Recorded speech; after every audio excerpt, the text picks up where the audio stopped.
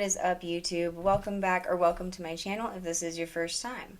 This is my channel, Pixie Dust and Spirit Alchemy, where we talk about all sorts of things taboo, occult, witchy, spiritual, stuff like that. You can find it all here. This video today is going to be specifically on the Illumenator Pendant, which is this one that I am wearing around my neck right now. Chris Tanner, who is really owns and operates High Power Creations. He makes the pendants. I'll post a picture of some of his pendants in there too, so it's a clearer image. But this is my Illumenator Pendant. So this pendant, being the Illumenator Pendant, this is the Bringer of Light.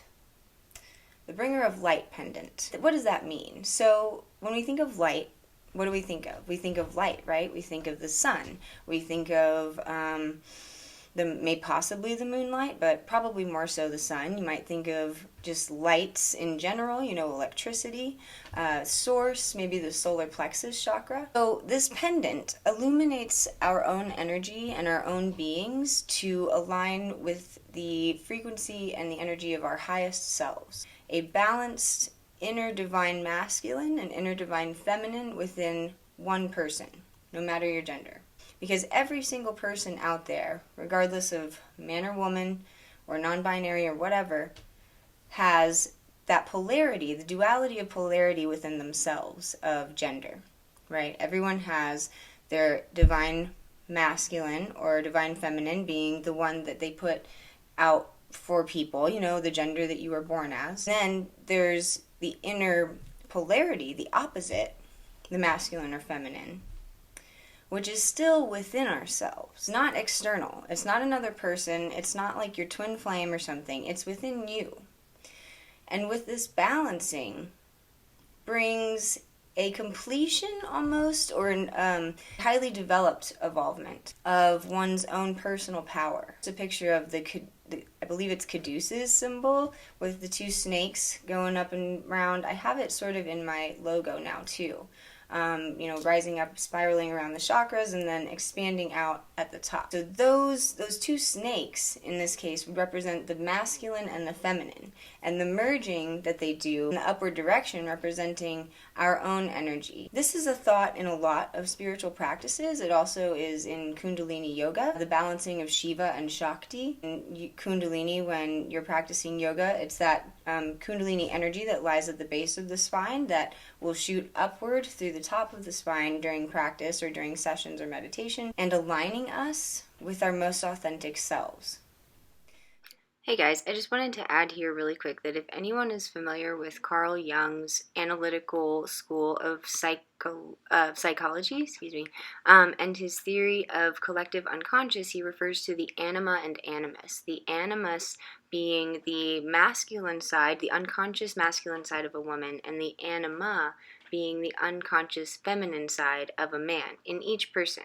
And each are thought to transcend the ego and beyond one's individual psyche. I will just add one more reference here, and this one goes to dates to the Gnostic Gospels with the mention of Jesus and Sophia. So I won't go into this much, but I wanted to post this picture as just another example of that divine masculine and feminine, you know, within this time a biblical reference, a religious reference, you know, and not in the Bible, but from the Gnostic Gospels. So just to give you guys a few more examples of the concept that I'm talking about, that this pendant helps us illuminate within ourselves. So this balance of the inner divine masculine and feminine essentially puts us in the position to be our highest self.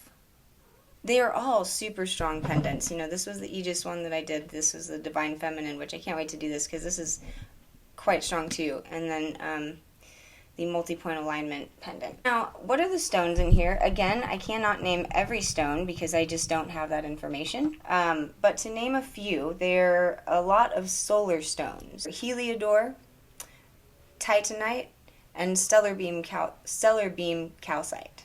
So those are just three. I'm sure there are more in here, but I do not know all of them. Just my personal effects when I first put it on were that I noticed I felt empowered. I honestly, when I wear it, feel a little bit like I'm glowing. I know I'm not. I do have a light on me right now, so, but it's not the pendant.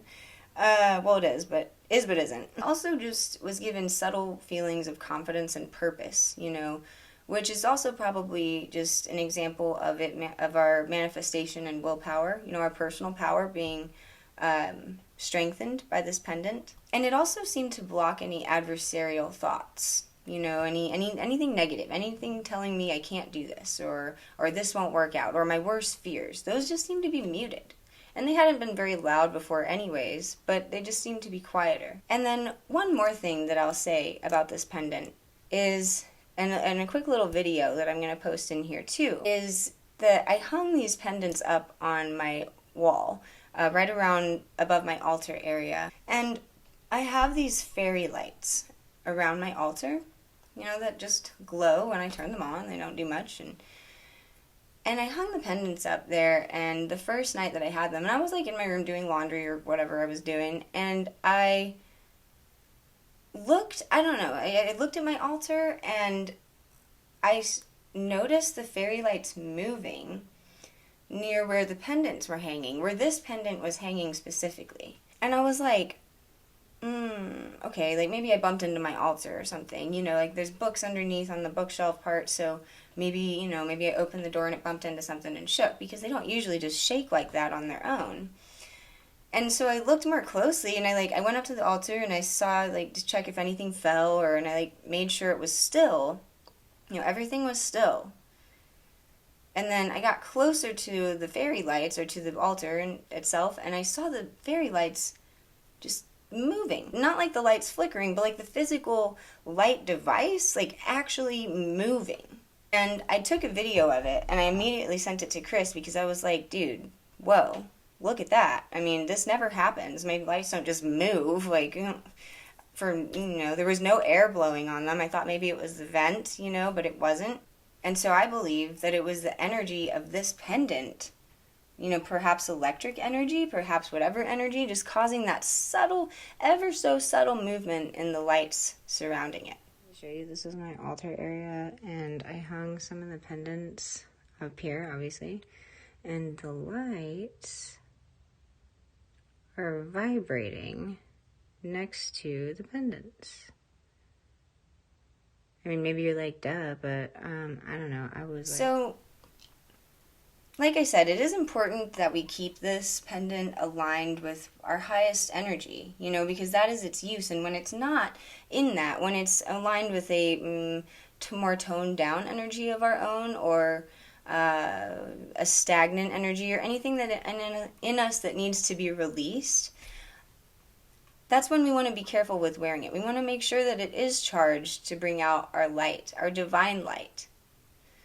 And through balancing these polarities, this inner divine masculine and inner divine feminine, we can begin to fully step into our power, live our dreams, to manifest our dreams, to remove any blockages, any limitations, any old thought patterns or paradigms that we live in that keep us stuck, that keep us saying, I can't do this, or this won't work out, or that's not for me, even if it is, especially if it is. It removes those, and it allows us to almost feel, well, to be our divine selves, and to get a glimpse of what that will feel like, of what that does feel like, what we can maintain and actively continue to feel like when we have this pendant, or even if we don't. You know, it's not an unachievable thing without the pendant. You know, you don't have to have this pendant in order to do that, but this is a tool that can help you get there faster, to use it in meditation, or to even, you know, just strengthen that energy if you have already achieved that balance within yourself.